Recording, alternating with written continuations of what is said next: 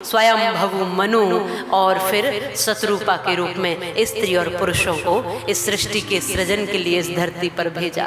मैथुन धर्म के कारण, परीक्षित जी के तमाम प्रश्नों के कारण ये सृष्टि का सृजन आगे कैसे बढ़ा, ये कथाएं श्रवण कराई जा रही हैं, ये कथाएं सुनाई जा रही है। तो मनु भगवान के 3 पुत्रियां और 2 पुत्रों का प्राकट्य हुआ है। मैथुन धर्म के कारण यहाँ सृष्टि आगे बढ़ी है।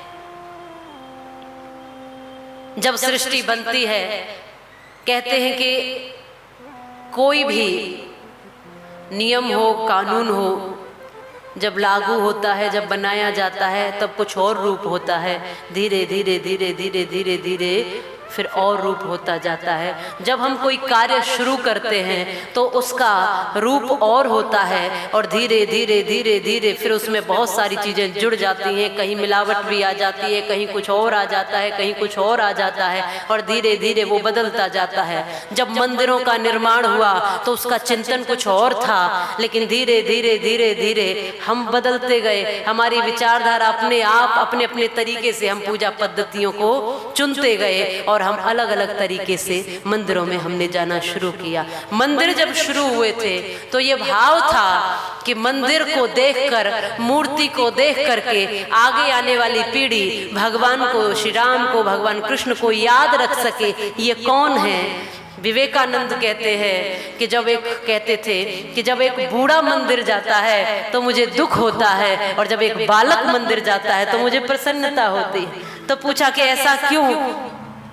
तो विवेकानंद जी कहते हैं कि जब एक बूढ़ा मंदिर जाता है तो मैं सोचता हूँ कि इसको मंदिर जाते जाते पूरा जीवन निकल गया, पर अभी ये मंदिर क्यों जा रहे हैं ये समझा नहीं है। इसको दीपक जलाते जलाते इतना समय हो गया, पर अभी इसके भीतर का अंधेरा गया नहीं है। इसको अगरबत्ती घुमाते घुमाते पूरा जीवन निकल गया, पर अभी भी ये बाहर की अगरबत्ती घुमा रहा है, इसके भीतर सुगंधी अभी भी नहीं आई है। ये अभी तक भी जो मूर्ति को देखते देखते बुढ़ापे की ओर आ गया, पर अभी भी इसको साक्षात कृष्ण का दर्शन हुआ नहीं है। ये सोचकर मुझे कष्ट होता है। पर जब एक बालक को जाता देखता हूँ, बालक वहाँ जाता है, वो पूछता है, पिताजी की उंगली पकड़ कर जाता है, पिताजी ये मंदिर क्यों आए हैं हम? मंदिर किसे कहते हैं? ये मूर्ति किसकी है? इस मूर्ति पर दीपक क्यों जलाते हैं? यहाँ पूजा क्यों कर रहे हैं? ये अगरबत्ती क्यों है? इनके आगे घंटी क्यों बजा रहे हैं? आरती क्यों कर? इतने सारे प्रश्न जब बालक करता है, और बड़े उसका समाधान देते हुए बचपन में ही उसको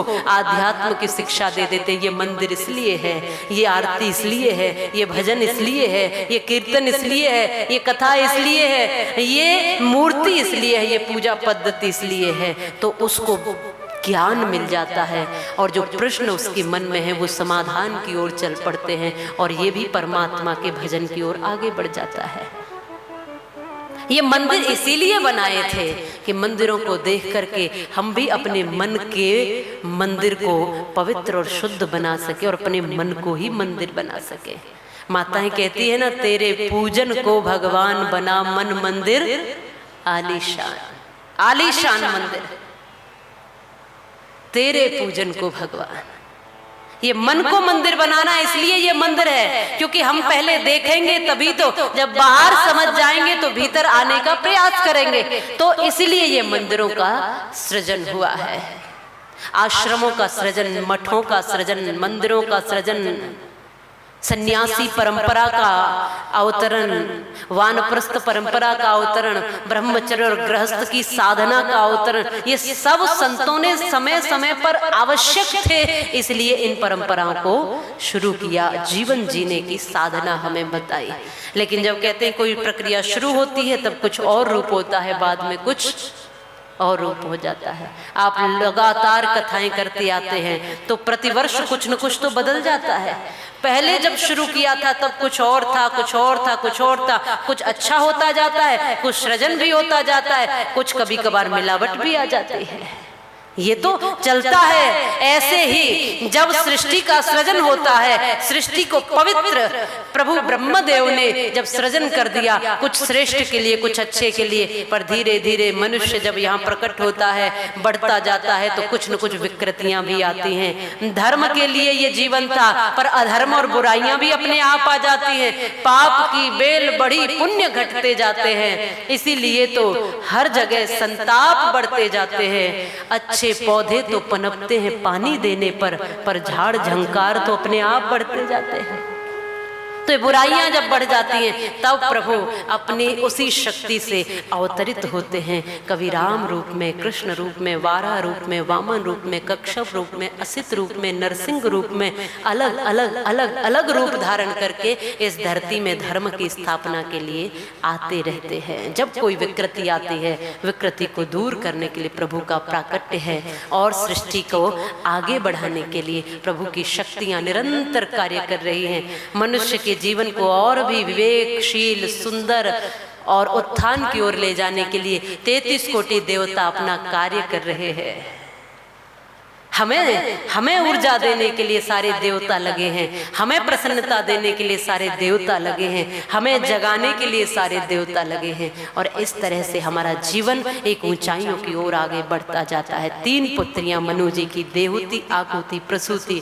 देहूति का विवाह कर्दम ऋषि के साथ हुआ, 9 कन्याओं का प्राकट्य हुआ, और बाद में 1 पुत्र का प्राकट्य हुआ, जिनका नाम है कपिल भगवान। बोलिए कपिल भगवान की जय। कपिल भगवान वही परमात्मा कपिल बनकर प्रकट हो गया है। जहाँ आवश्यकता है, जहाँ जरूरी है, जहाँ भक्ति को निःसृत करना है, जहाँ भक्ति की गहराई को देना है, देहूति इस बालक को देख करके प्रसन्न है, आनंदित है। ये बालक कोई साधारण तो नहीं लगता, ये बालक कुछ अलग है। कर्दम ऋषि तो गए साधना के लिए जंगलों में, गृहस्थ को निभा लिया, इतना ही समय में रुकूंगा, ये पहले से ही बोल रखा था। अब एक पुत्र का प्राकट्य हुआ, लालन पालन माँ देहूति ने किया, और इसी पुत्र से भक्ति के उस मर्म को जाना है, भक्ति के उस ज्ञान को जाना है। इसी बालक ने कपिल भगवान माँ देहूति को वो प्रेमामृत पिलाया है, वो भक्ति का अमृत, वो ज्ञान का प्याला पिलाया है। तो हम और आप सब भी ये न सोचें कि जीवन में जो कुछ भी हम ज्ञान प्राप्त करें वो श्रेष्ठ ज्ञानियों से ही मिल सकता है। हम अगर सीखने की चाहत रखते हैं तो ज्ञान हमें कहीं से भी मिल जाता है। एक छोटे बालक से भी हम सीख सकते हैं,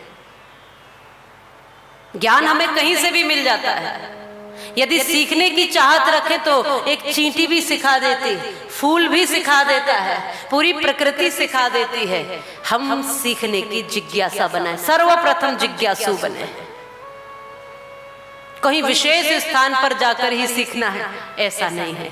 आप जहां बैठे हो वहां पर आपको ये समय सिखा रहा है, ये काल सिखा रहा है, जीवन का अनुभव सिखा रहा है।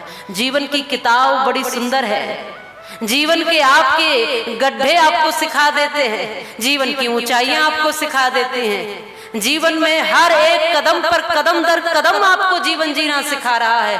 पुष्प मुस्कुराना सिखा रहे हैं, चिड़िया चहकना सिखा रही है, भंवरे गुनगुनाना सिखा रहे हैं, कोयल गाना सिखा रही है, मोर नाचना सिखा रहा है, धरती सहनशीलता बता रही है, आकाश ऊंचाई बता रहा है, ये दिशाएं आपको बृहद का प्रतीक दे रही है, ये सागर आपको गहराई दे रहा है, ये चंद्रमा आपको जगमगाना सिखा रहे हैं, ये सूरज आपको तेजस्वी और ओजस्वी बना रहा है, ये तारे, चंद्र, सूर्य, ये सभी आपको ओज, तेज और उजाला दे रहे हैं। ये हर समय बहती हुई नदियां आपको निरंतरता सिखा रही हैं। आपको सीखना है तो एक एक वृक्ष की पत्ती पत्ती हमें सिखा रही है, एक एक जीव, पशु, जीव, जंतु सब सिखा रहे हैं। धरती से लेके अंबर तक हर दिशा में हमको पाठशाला ही पाठशाला है। जिधर देखो सीख लो, जिधर देखो सीख लो, जिधर मुड़ो उधर ज्ञान है, जिधर देखो उधर ज्ञान बरस रहा है, अमृत बरसता है। तुम्हें सीखने की आदत बनानी पड़ेगी। सीखिए, सीखने की आदत बनानी पड़ेगी, जिज्ञासा पैदा करनी पड़ेगी।